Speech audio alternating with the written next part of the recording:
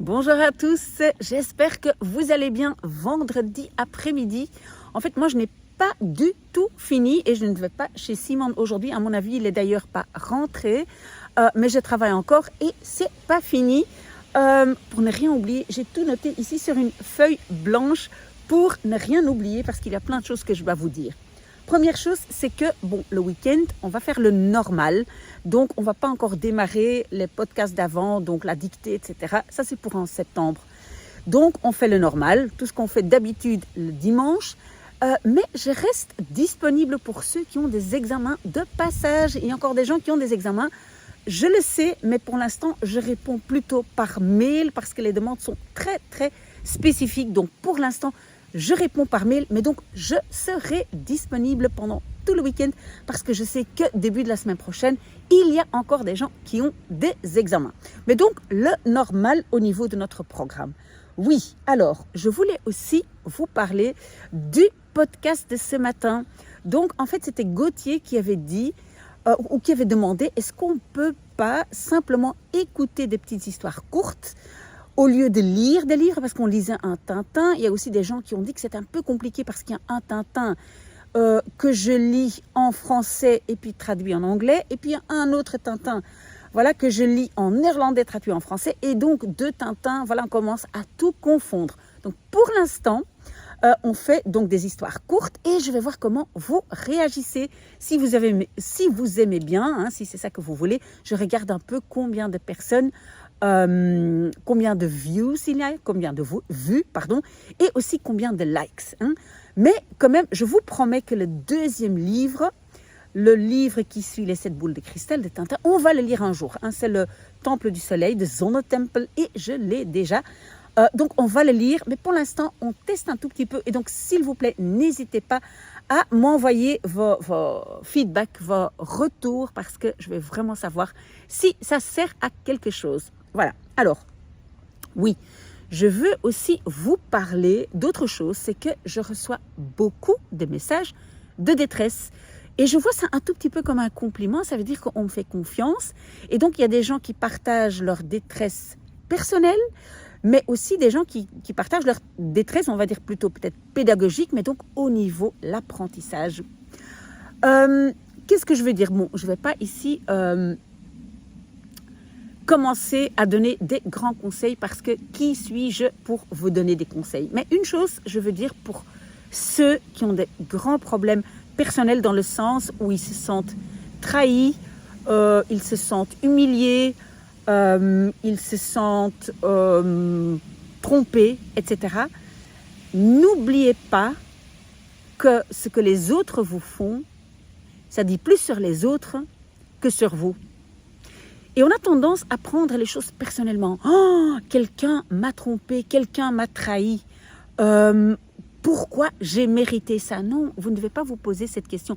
Vous devez vous dire, mais qu'est-ce que ça dit sur l'autre ? Est-ce que l'autre n'a pas besoin de se prouver ? Est-ce que l'autre n'a pas trouvé sa stabilité ? Donc, pensez à ça. Ça, c'est une chose. Ça, c'est pour tous les gens qui ont donc, qui ne se sentent pas bien, qui passent un moment difficile dans leur vie.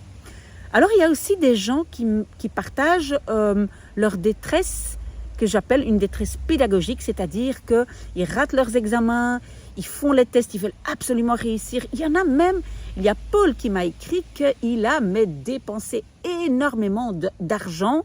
Je pense que certainement, c'était même 1 800 € pour quelques mois de cours. Alors, je tiens quand même à vous dire ceci. Il n'y a pas de système miracle. Oui, il y a des gens qui apprennent plus rapidement que d'autres, mais pas seulement ça. Il y a des gens qui parlent plus facilement, il y a des gens qui lisent plus facilement. Il n'y a pas vraiment une façon. Chacun doit trouver un tout petit peu comment avancer. Mais une chose est sûre, c'est qu'une langue, on ne l'apprend pas dernière minute. Donc je prends ici le cas de ceux qui vont faire un examen de passage, qui vont avoir un oral, par exemple en néerlandais. Mais on ne sait pas apprendre 2 semaines avant cet examen.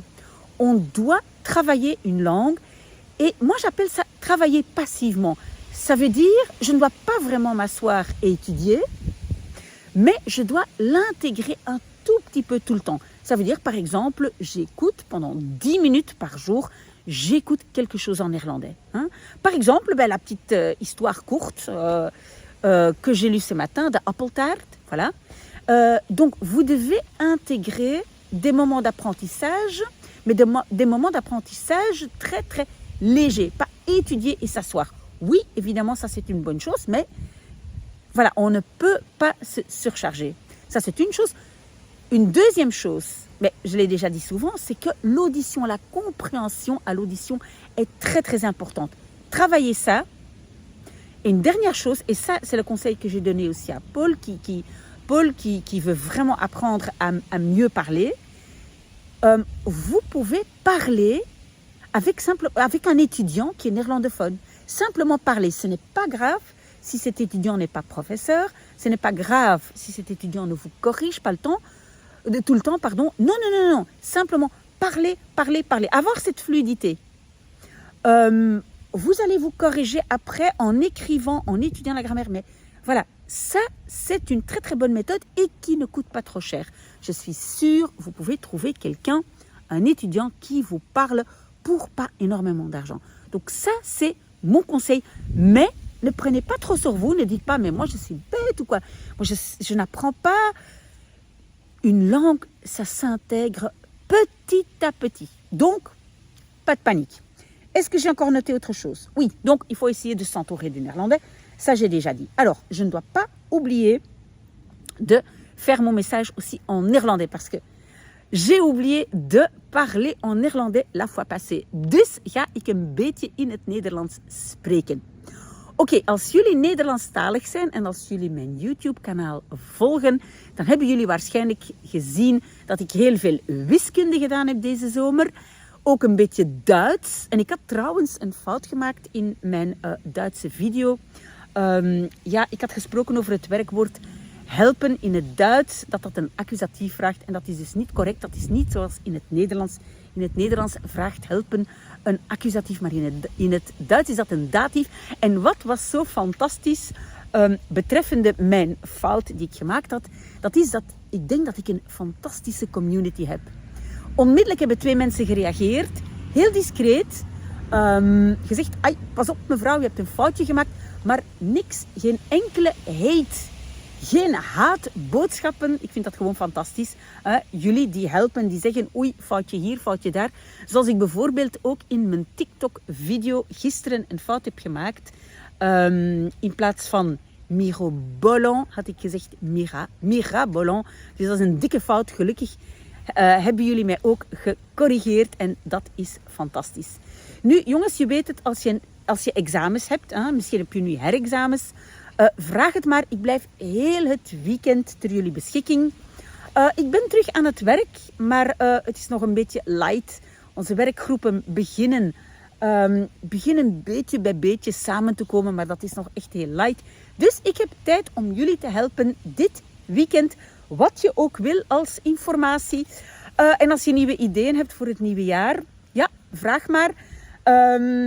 Ziezo, ik denk dat ik alles heb gezegd. Het wordt een late avond. Ik moet nog heel veel rapporten schrijven. Ik zei het is wel een beetje light, maar toch, ik ga blijven doorwerken vanavond. Maar voilà, ik wens jullie een heel fijn weekend. En als je herexamens hebt, geen paniek. Ik blijf bij jullie. Ik probeer jullie te blijven volgen. Geniet van je vrijdag. Geniet van het weekend. En vergeet niet commentaar te schrijven op wat ik zeg, op wat ik doe. Ik beschouw dat niet als kritiek. Ziezo, een hele fijne vrijdag. Tot ziens. Dag.